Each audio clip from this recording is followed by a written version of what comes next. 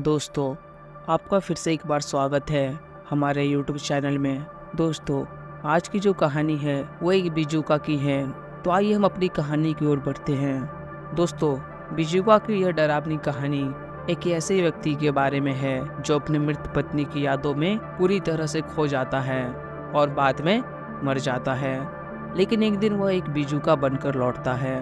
यह कहानी हमारे गाँव की है, जहाँ पर सब खुशहाली से रहते थे और सभी अपने काम में मस्त लगे रहते हैं। पर यहाँ पर एक भयानक सच ऐसा है जिसके बारे में सभी बात करने से डरते हैं। बात ऐसी है, गांव से थोड़ी दूर पर एक खेत है जहाँ पर कोई नहीं रहता और उस खेत का मालिक और उसका परिवार कुछ भी नहीं है।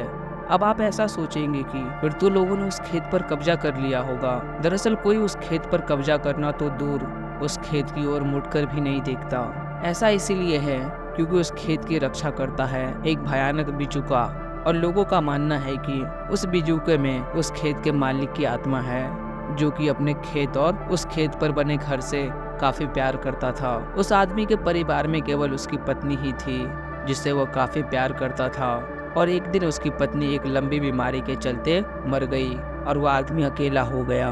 धीरे धीरे उसने अपनी पत्नी की याद में खाना पीना बंद कर दिया और वो अपने खेत में बने बिजुका के पास आकर बैठ गया, और वो वहाँ से तब तक नहीं उठा जब तक कि उसकी मौत नहीं हो गई। गांव वालों ने उसको उसी जगह पर दफना दिया था, उसी बिजुका के नीचे, और तब से कहा जाता है कि उसकी आत्मा उस बिजुका में है और वो अपने घर और खेत की देखभाल करता है। बहुत से लोगों ने रात में उस बिजुका को हिलते देखा है और अपने खेत का चक्कर लगाते देखा है।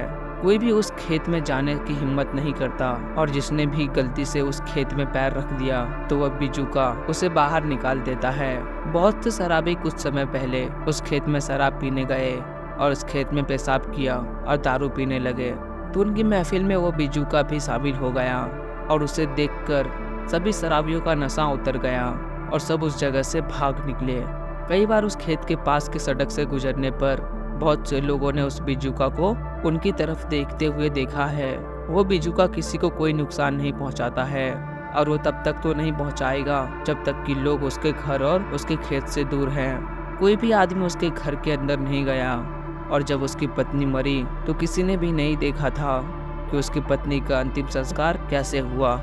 पर वो बिजुका आज भी उसी खेत में रहता है, और अब उस खेत के चारों तरफ घनी और लंबी लंबी झाड़ियां उग गई है और अंदर देख पाना काफी मुश्किल हो गया है। उस खेत में कोई पक्षी नहीं जाता है, और वह बिजुका रात भर उस खेत और घर का पहरा देता है। मुझे नहीं पता कि आप ये कहानी किस भावना से देख रहे हैं, पर यह कहानी काल्पनिक है। दोस्तों, अगर ये कहानी आपको अच्छी लगी तो हमारे वीडियो को लाइक करके चैनल को सब्सक्राइब कर लीजिएगा, और अगर आपके पास भी ऐसी कोई कहानी है तो हमें कमेंट में जरूर बताएं।